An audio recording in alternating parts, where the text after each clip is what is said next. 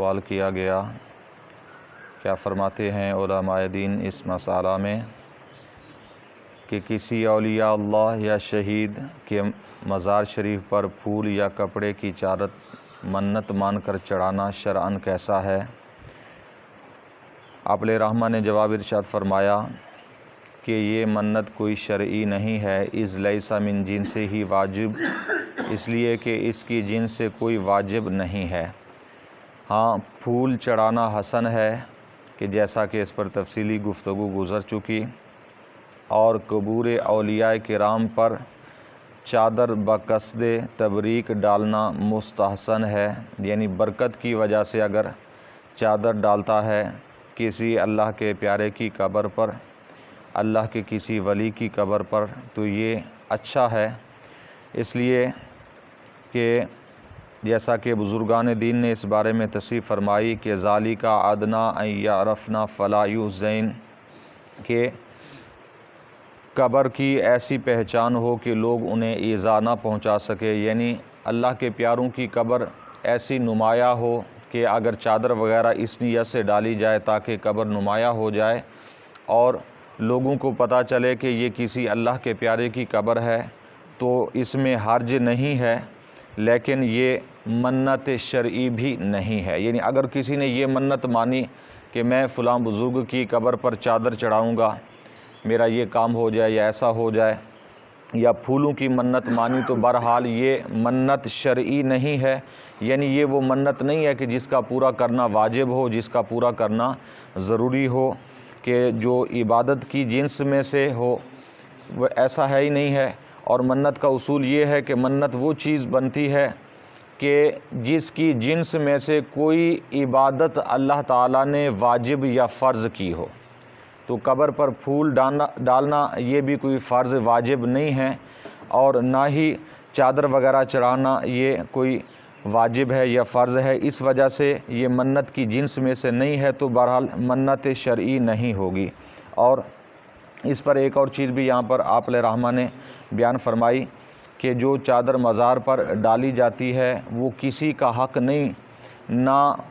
اس مرید خادم مزار کا، نہ فرزند صاحب مزار کا، نہ وہ وقف ہو، بلکہ وہ ڈالنے والے کی ملک پر رہتی ہے، جیسا کہ کفن کا حکم ہوتا ہے۔ یعنی کفن کی طرح میت کو جو کفن دیا جاتا ہے تو وہ جس نے دیا ہے اس کا مالک وہی رہتا ہے، وہ کفن وقف میں بھی نہیں جاتا، اور اس کفن کے میت کے جو ورثاء ہیں وہ بھی مالک نہیں بنتے، بلکہ شرعی طور پر اگر یعنی کبھی ایسا کوئی مسئلہ ہو جاتا ہے تو وہ جو کفن دیا گیا میت کو، وہ شرعاً دینے والے کی ملک میں رہتا ہے، اس کا مالک وہی ہوتا ہے۔ اور یہی حکم ہے کہ اگر کسی مزار پر چادر وغیرہ ڈالی گئی ہے تو اس کا اگر مالک ہے تو جس نے ڈالی ہے وہی مالک ہے، وہ چیز وقف بھی نہیں ہوئی، وہ چیز خادم کی ملکیت میں بھی نہیں گئی، اور وہ چیز خادم کے علاوہ حتیٰ کہ صاحب مزار کا اگر کوئی بیٹا ہے تو اس کی بھی ملکیت میں نہیں جائے گی، اس کا مالک وہی رہے گا، جس نے اس پر وہ چادر ڈالی ہے تو وہ مالک ہی رہے گا۔ اور یہاں پر ایک اور چیز بھی ذہن میں رکھیں، جیسا کہ فقہاء کرام نے، بزرگان دین نے اس کی تصریح فرمائی ہے، تو اتنی اجازت ہے، یہ بھی کوئی فرض و واجب یا سنت نہیں ہے کہ مزار پر یا کسی اللہ والے کی قبر پر کوئی چادر ڈالی جائے۔ ہاں، صرف اس وجہ سے اجازت دی گئی ہے کہ قبر ان کی نمایاں ہو جائے کہ اللہ تعالیٰ کے پیاروں کی قبر ہے، اس نیت سے، تبرک کی نیت سے اگر کوئی چادر ڈالے تو حرج نہیں ہے، جائز ہے، اور یہ اس وقت ہے کہ صرف ایک ہی چادر ڈالی جائے۔ ہاں، اگر بہت ساری چادریں ڈالی جائیں، جیسا کہ عام طور پر ہوتا ہے کہ بہت ساری چادریں کہ ڈالی جاتی ہیں، ہر شخص آ کر چادر ڈال کے جاتا ہے، ہر شخص آتا ہے چادر ڈال کے جاتا ہے، یہ تو فضول خرچی ہے، اسراف ہے اس کے اندر، اس لیے کہ وہ اگرچہ 500 کی ہے، 1000 کی ہے، جتنی بھی وہ چادریں ہیں وہ ساری کی سارے ضائع ہو جاتی ہیں، کسی کام کی نہیں رہتی، کسی مقصد کی نہیں رہتی۔ صرف ایک چادر ڈالیں اور اس نیت سے ڈالیں کہ اللہ والوں کی قبر نمایاں ہو جائے، تو اس کا جواز ہے، وہ بھی صرف جواز ہے، وجوب نہیں ہے اس کا۔ تو باقی بہت زیادہ چادریں ڈالنے سے گریز کرنا چاہیے کہ اس میں کوئی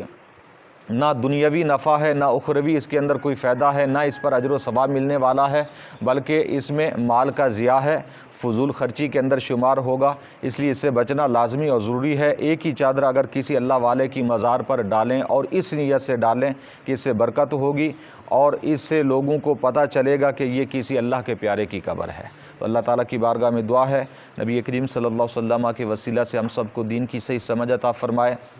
آپ علیہ الصلوۃ والسلام کے نقش قدم پر چلنے کی توفیق عطا فرمائے، آمین۔